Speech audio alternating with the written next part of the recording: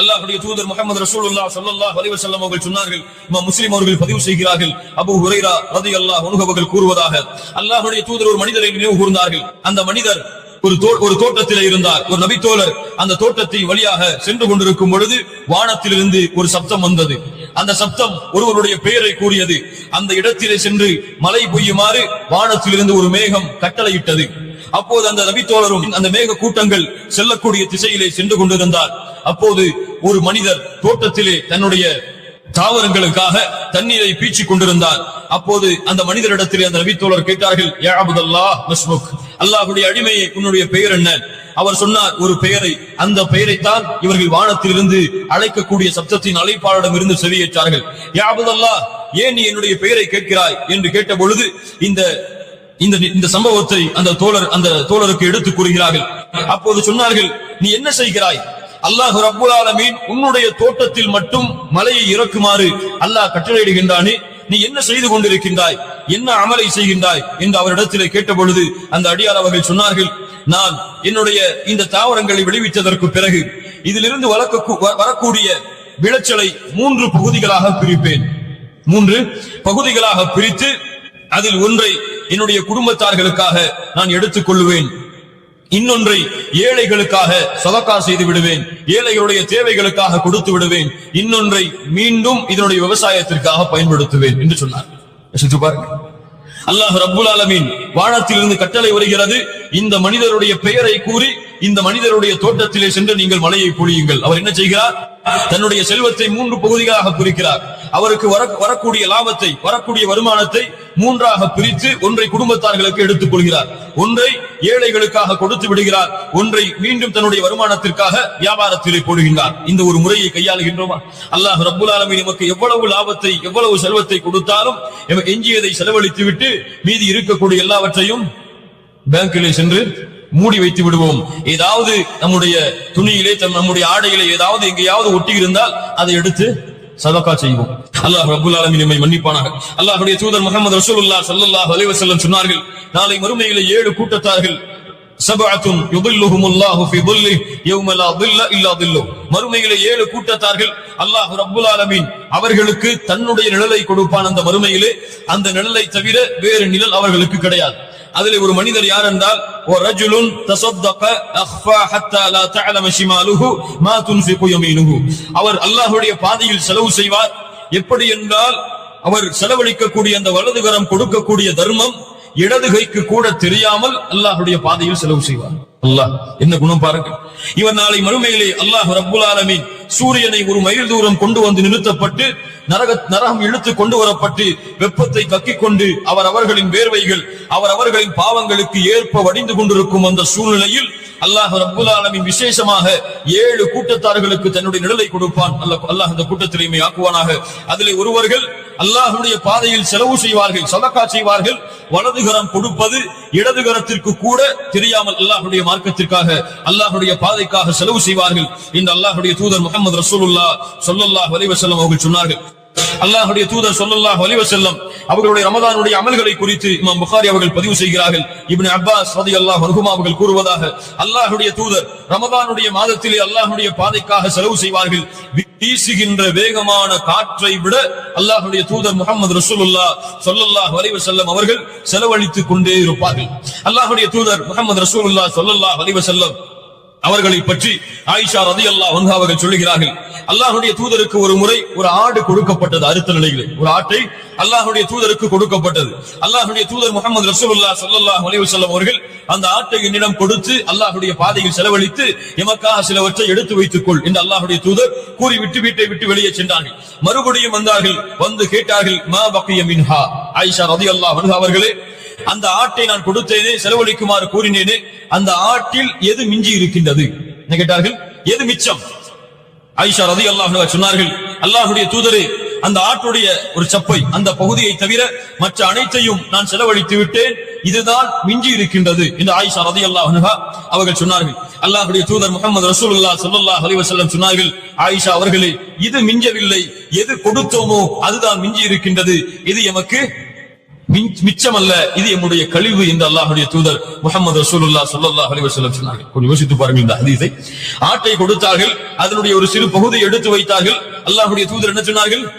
எல்லாம் மிஞ்சி விட்டது. எப்படி மிஞ்சியது? எதை அல்லாஹ்வுடைய பாதைக்காக நன்மையாக கொடுத்தோமோ அதுவெல்லாம் நம்முடைய நன்மைகளாக எம்மிடத்திலே மிஞ்சி இருக்கின்றன. இது உணவு நமக்கு உரியது, இது கழிவாக செல்லக்கூடியது, இது மிச்சம் அல்ல என்று அல்லாஹ்வுடைய தூதர் முஹம்மது ரசூலுல்லாஹ் ஸல்லல்லாஹு அலைஹி வஸல்லம் அவர்கள் சொன்னார்கள். கண்ணியத்துக்குரியவர்களே, இத்துணை குர்ஆன் வசனங்களை நீங்கள் படித்து பாருங்கள், இத்துணை ஹதீஸ்களை நீங்கள் படித்து பாருங்கள். அல்லாஹ்வுடைய தூதர் முஹம்மது ரசூலுல்லாஹ் ஸல்லல்லாஹு அலைஹி வஸல்லம் அவர்களும் சதகாவுடைய சிறப்புகள், அல்லாஹ்வுடைய பாதையில் தன்னுடைய செல்வத்தை இருக்கும் பொழுதும் இல்லாத நிலையிலேயும் கொடுக்கப்படக்கூடிய அம்சத்தின் சிறப்புகளை கூறியிருக்கின்றார்களே.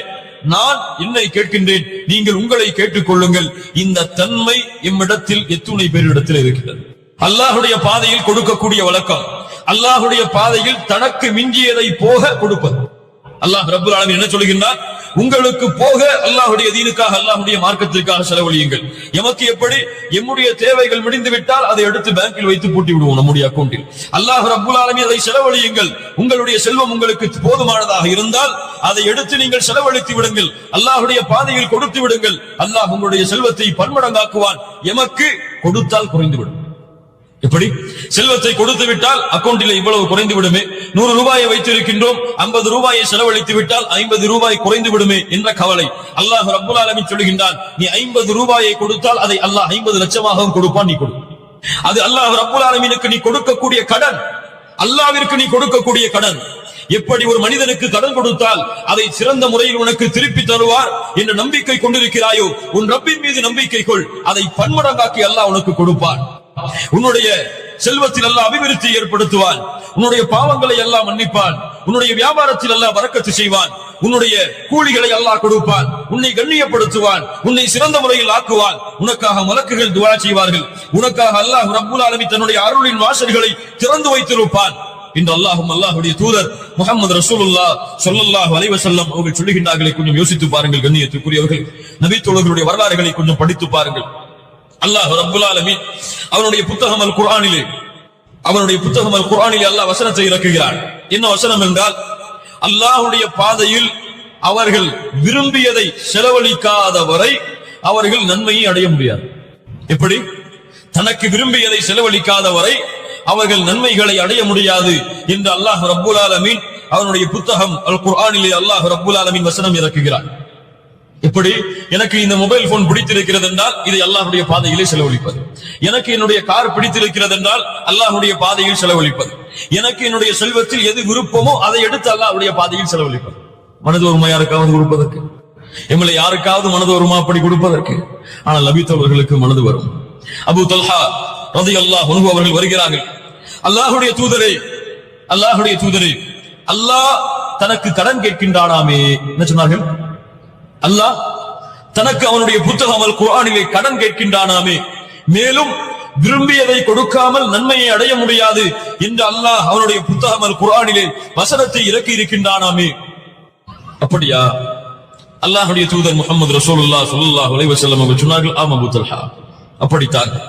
அப்படி என்றால் அல்லாஹ்வுடைய தூதரே, எனக்கு என்னுடைய பைருஹா தோட்டம், மதீனாவிலே அதிகமான விளைச்சலை தந்த தோட்டத்தில் ஒரு தோட்டம் பைருஹா தோட்டம், அபூ தல்ஹா ரலியல்லாஹு அன்ஹு அவருடைய தோட்டம். இந்த தோட்டம் எனக்கு மிக அதிகமான விருப்பம் உடையது அல்லாஹ்வுடைய தூதரே. இதில்தான் நானும் இருக்கிறேன், என் குடும்பத்தார்களும் இருக்கிறார்கள், என்னுடைய வீடும் இந்த தோட்டத்தில் தான் அமைந்திருக்கிறது.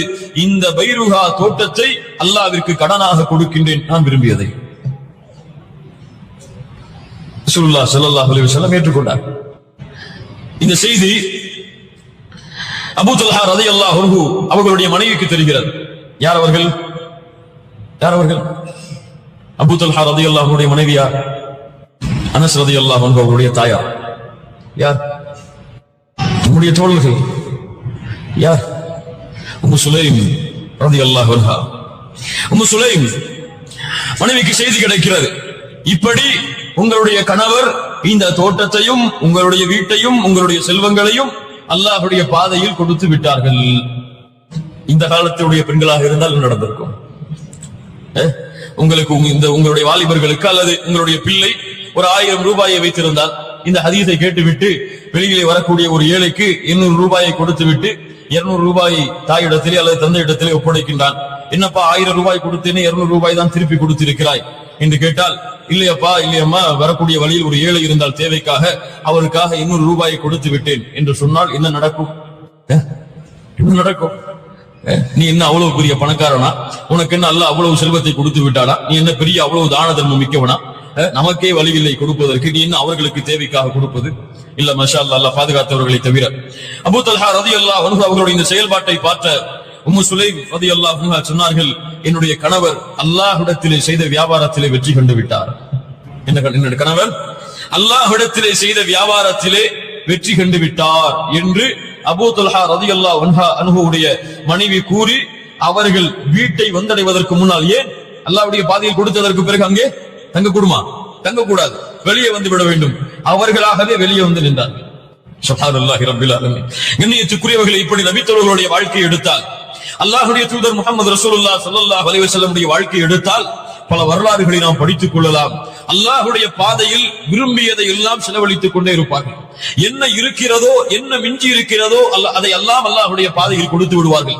அல்லாஹ்வுடைய தூதர் முஹம்மது ரசூலுல்லாஹ் ஸல்லல்லாஹு அலைஹி வஸல்லம் அவர்கள் ஒரு முறை தொழுகையில் நின்று கொண்டிருக்கிறார்கள். அவசரமாக தொழுகை முடித்துவிட்டு அல்லாஹ்வுடைய தூதர் முஹம்மது ரசூலுல்லாஹ் ஸல்லல்லாஹு அலைஹி வஸல்லம் வீட்டுக்கு வேகமாக சென்று யாரையோ சந்தித்து விட்டு மறுபடியும் வருகிறார்கள். சஹாபாக்கள் கேட்டார்கள், அல்லாஹ்வுடைய தூதரே, என்ன அவசரம்? என்ன அவசரம்? இவ்வளவு வேகமாக சென்றதற்கு என்ன காரணம்? எனக்கு ஒருவர் தங்க நாணயம், தங்கத்தை சில பகுதிகளை கொடுத்திருந்தார். அது தொழுகையில் நின்ற போது என்னுடைய உள்ளத்தை உறுத்தி கொண்டே இருந்தது. அதை எடுத்து அல்லாஹ்வுடைய பாதையில் சதகா செய்து விட்டு வந்துவிட்டேன் என்று அல்லாஹ்வுடைய தூதர் முஹம்மது ரசூலுல்லாஹ் ஸல்லல்லாஹு அலைஹி வஸல்லம் அவர்கள் சொன்னார்கள். தபூக்குடைய யுத்தத்தை படித்து பாருங்கள் கண்ணியத்துக்குரியவர்களே. மிகவும் பஞ்ச காலத்திலே, கஷ்டமான காலத்திலே நடந்த போர்க்களத்தில் ஒரு போர்க்களம் இந்த தபூக்குடைய யுத்தம். அதிகமான பஞ்சம், விளைச்சல் ஏற்படக்கூடிய அந்த மாதம், விளைச்சலுக்காக காத்துக் கொண்டிருக்கக்கூடிய அந்த நேரத்தில் அல்லாஹ்வுடைய பாதைக்கான போருக்கான அழைப்பு வருகிறது.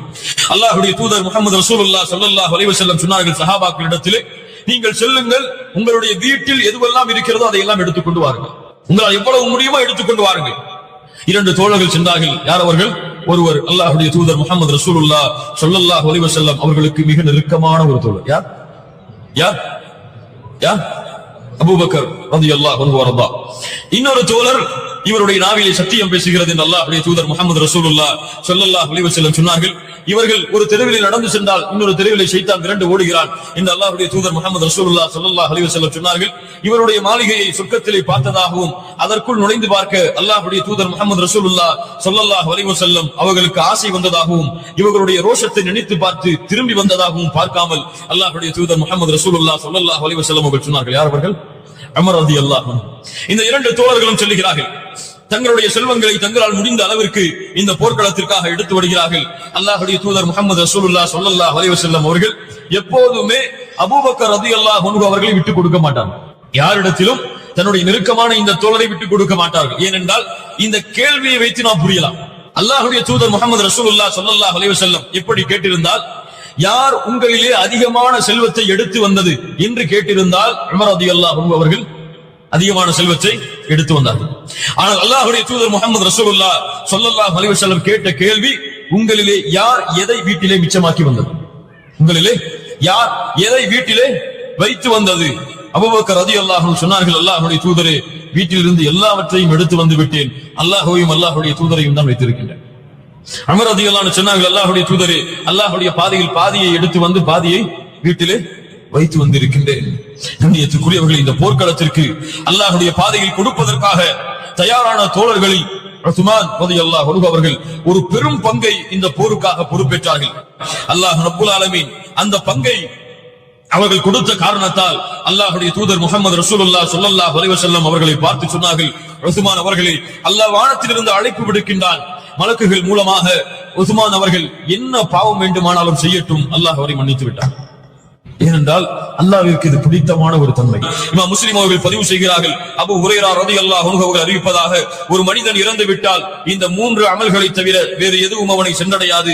அதில் முதலாவதாக அல்லாஹ்வுடைய தூதர் முஹம்மது ரசூலுல்லாஹ் ஸல்லல்லாஹு அலைஹி வஸல்லம் அவர்கள் சொன்னார்கள், மின் ஸதகத்தின் ஜாரியா, தொடர்ச்சியாக நிலையாக அவர் கொடுத்த தர்மம், அவர் கொடுத்த சதகா, இதனுடைய கூலி மறுமை வரும் வரை அல்லாஹ் ரப்புல் ஆலமீன் அவருக்கு கொடுத்துக் கொண்டே இருப்பார், அவர் மரணமானாலும் சரியே என்று அல்லாஹ்வுடைய தூதர் முஹம்மது ரசூலுல்லாஹ் ஸல்லல்லாஹு அலைஹி வஸல்லம் அவர்கள் சொன்னார்கள். இப்படிப்பட்ட உதாரணங்களை கொண்ட இந்த சமூகம் கஞ்சத்தனத்திலே வாழக்கூடாது. தங்களுடைய செல்வங்கள் தனக்கு மட்டும்தான் என்ற ஒரு எண்ணத்தை மறந்து அல்லாஹ் எனக்கு கொடுத்த செல்வம் நானும் இதில் அனுபவித்து ஏழைகளுக்கும் அவர்களுடைய தேவைகளை நிறைவேற்ற கொடுப்பதற்குத்தான் என்ற எண்ணத்தை நம்முடைய உள்ளத்தில் வளர்த்துக் கொள்வோம். அல்லாஹ் ரப்புல் ஆலமீன் அதற்கு உதவி செய்வானா.